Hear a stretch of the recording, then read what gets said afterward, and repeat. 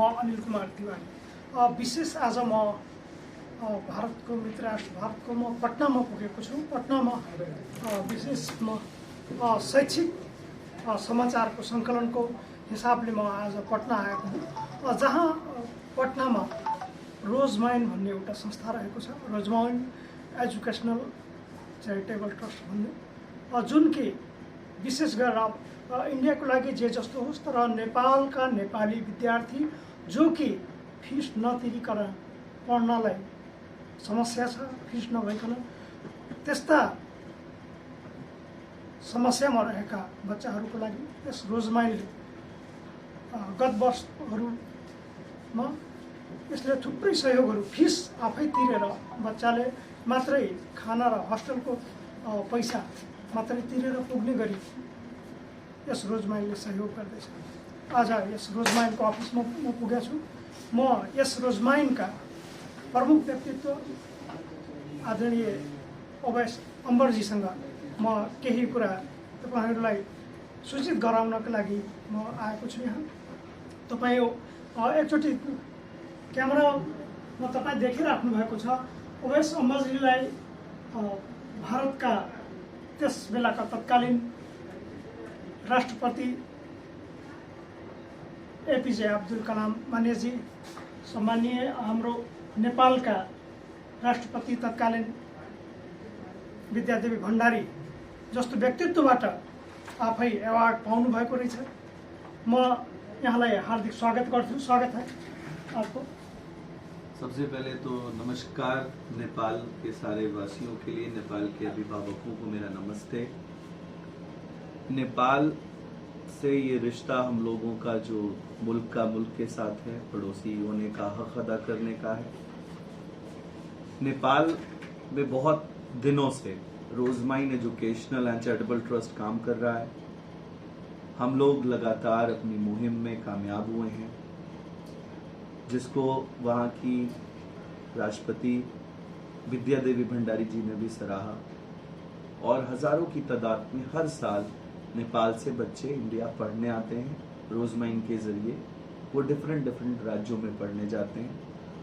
कुछ बातों का ख्याल रखना चाहिए नेपाल की सरकार को कि जब नेपाल की गवर्नमेंट को ये पता है कि पूरे देश में जो 70% बच्चा है वो नेपाल का भारत में पलायन करता है पढ़ने के लिए, हमने ये समझना है कि 3 तरह की यूनिवर्सिटी ग्रांट कमीशन सिस्टम है भारत में। जो सबसे बेहतर यूनिवर्सिटी ग्रांट कमीशन सिस्टम है भारत का, उसका नाम है केंद्र सरकार और राज्य सरकार। और जो तीसरी यूनिवर्सिटी ग्रांट कमीशन है वो है प्राइवेट और डीम्ड यूनिवर्सिटी का मकड़ जाल, जो प्राइवेट एजुकेशन के रूप में, व्यापार के रूप में परोसा गया। अब नेपाल गवर्नमेंट को मैं ये बताना चाहता हूँ और ये चैनल को धन्यवाद देना चाहता हूँ कि इतने बड़े मुहिम को लेके वहाँ से आप यहाँ तक आए समझने के। नेपाल से मेरी मांग ये है कि अगर आप सिस्टम को समझना चाहते हैं तो भारत की केंद्र सरकार और राज्य सरकार जब अपना नामांकन की प्रक्रिया बंद कर देती है सितंबर के 30 तारीख तक, तो नेपाल गवर्नमेंट के +2 का रिजल्ट आना इस बात को दर्शाता है कि नेपाल की गवर्नमेंट ये चाहती है कि नेपाल के छात्र और छात्राएं प्राइवेट यूनिवर्सिटी ग्रांट कमीशन और कंसल्टेंसी एसोसिएशन की दुकान का फायदा बन जाएं और उनका व्यापार चले। ये दुख की बात है। जब सरकार को सब कुछ पता है तो सरकार को ऐसा नहीं करना चाहिए। उसका रिजल्ट निकालते समय ये ध्यान रखना चाहिए कि इससे भारत में पढ़ने की ख्वाहिश रखने वाले छात्र आ सकें और पढ़ सकें।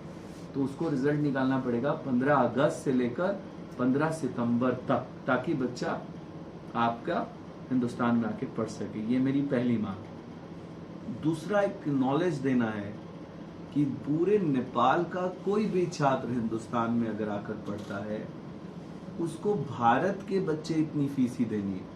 लेकिन वहां शिक्षा माफिया का क्या कर रहे हैं?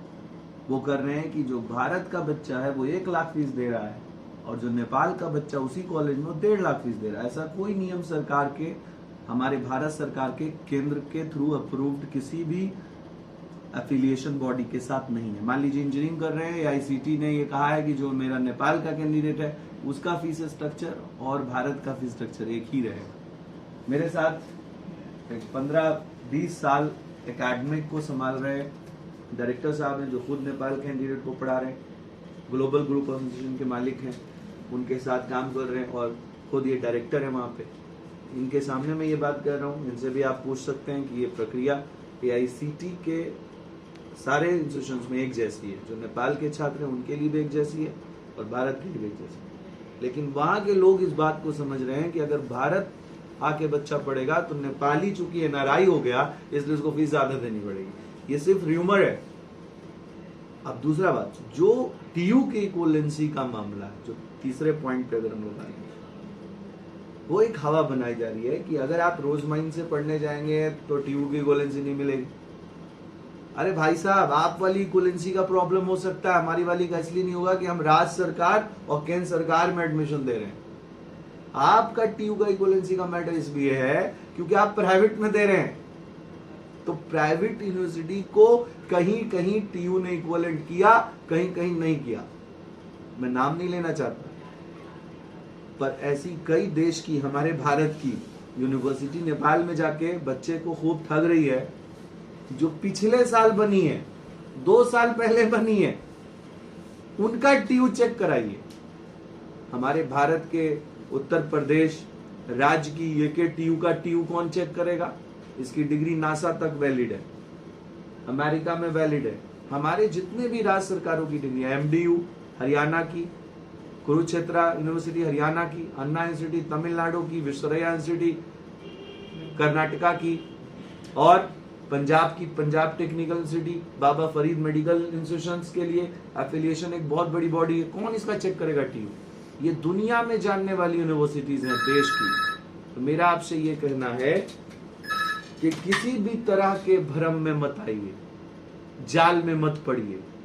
आप बेफिक्र होकर भारत आइए, 500 रुपए का बस पकड़ के, 1 रुपया भी बिना कंसल्टेंसी, बिना कॉलेज ट्यूशन फीस, बिना डोनेशन आपका नामांकन किया जाएगा। और आप कोई भी छात्र जो यहाँ से किसी तरह के सवालों से जुड़े हैं, उनके लिए हर तरह की वीडियो अभिभावक अपलोड कर रहा है। अभिभावक बता रहा है कि मैं पढ़ रहा हूँ।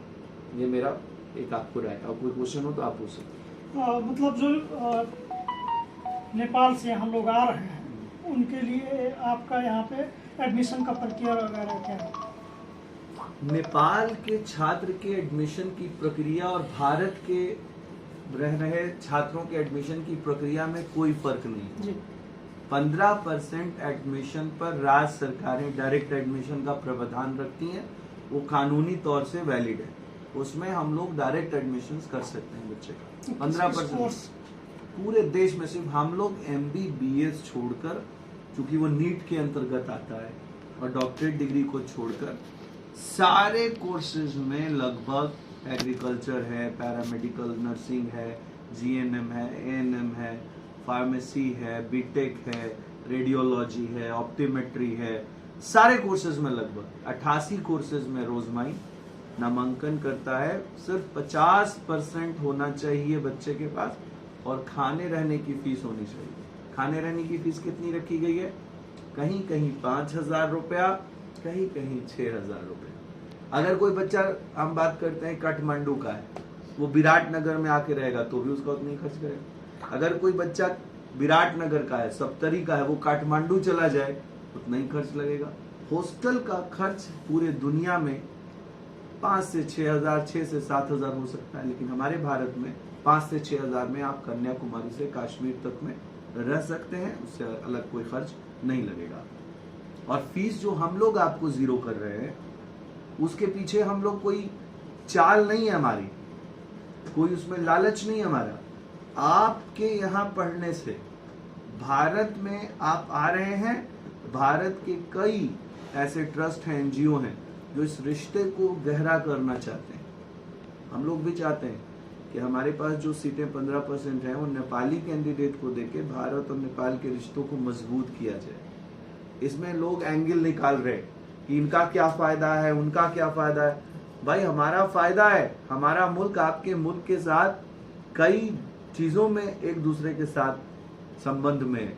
हमारा भारत का ग्रॉस इनरोलमेंट रेशियो बढ़ रहा है, हमारे ट्रस्ट की तरफ से हम लोग काम कर रहे हैं। और आप अगर आते हैं हमारे यहाँ पढ़ने के लिए, तो हमारी यूनिवर्सिटीज़ का नाम इंटरनेशनल यूनिवर्सिटीज़ के रूप में देखा जाता है, कलरफुल कैंपस हो जाता है। हर तरह के बच्चे का होने से हम उस कैंपस को इंटरनेशनल लेवल पे प्रेजेंट करने में सफल हो जाते हैं। हमारा भी फायदा है आपके आने से, लेकिन लोग नहीं चाहते हैं। दिल्ली बाजार में बैठे कंसल्टेंसी एसोसिएशन वाले हमें देख के गालियां देते हैं। क्यों? क्योंकि उनके कलेजे पे सांप लौट रहा है कि कैसे गरीब का बेटा बेटी पढ़ ले रहा है बिना पैसे के। ये रिश्ता अगर मजबूत हो जाए तो नेपाल की गलियों में एक भी छात्र अशिक्षित नहीं रहेगा और एक भी कंसल्टेंसी जिंदा नहीं रहेगी। लेकिन वो एक भ्रम फैलाना, देखिए जितना अंधविश्वास फैलाइएगा बाबाओं का धंधा चलेगा, जितना अंधकार फैलाइएगा उतना ही अंधकार से उनका व्यापार चलेगा। वो अंधकार फैला रहे हैं शिक्षा में और चाहते हैं कि गरीब का बेटा यहाँ तक नहीं पहुंचे। भ्रम में मत रहिए, यहाँ आइए। आप सब आज 50 लोग आए, सारे लोगों को मैंने काउंसलिंग की, सब लोगों ने क्वेश्चन आंसर किया, आप खुद उसमें मौजूद रहे, कहाँ कोई दिक्कत। कार्यक्रम के आप अंत में हैं, क्या संदेश देना चाहते हैं? संदेश हमारे मुख्य संदेश ये है, यदि आपके पास खाने रहने का खर्च है, 50% मार्क्स है और आप भारत में पढ़ना चाहते हैं, तो कहीं इधर उधर जाने की जरूरत नहीं है। आप डायरेक्ट यहाँ बच्चे आइए और काउंसलिंग की प्रक्रिया में शामिल होइए। काउंसलिंग की प्रक्रिया का कोई पैसा नहीं लगेगा आपके लिए। आप डायरेक्ट आइए, आपको ठीक लगेगा तो आप फॉर्म भरिएगा, फॉर्म भर के एडमिशन की प्रक्रिया में पढ़िएगा। कोई पैसा लेके मत आइए और किसी को पैसा मत दीजिए। कोई बिटवीन मैन नहीं होना चाहिए आपको और मेरे बीच में, बस यही मेरा मुख्य फैसला है। Thank you.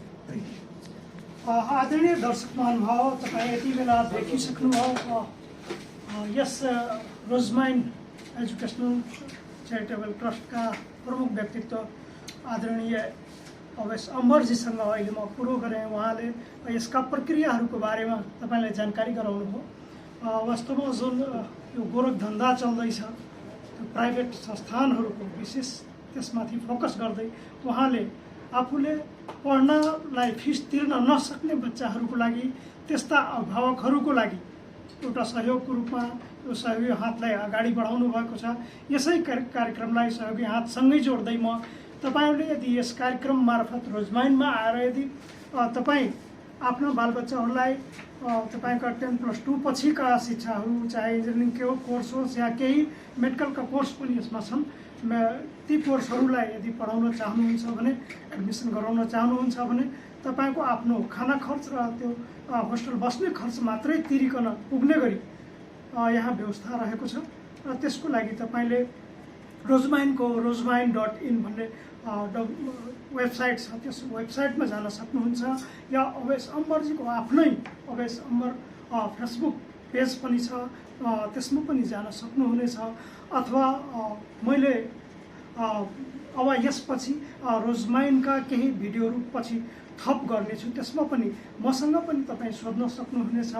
या तपाईँ यसमा आउनलाई यो पटनाको ठ्याक्कै सेन्टरमै छ, तपाईँ आउन सक्नुहुन्छ यसको अफिस।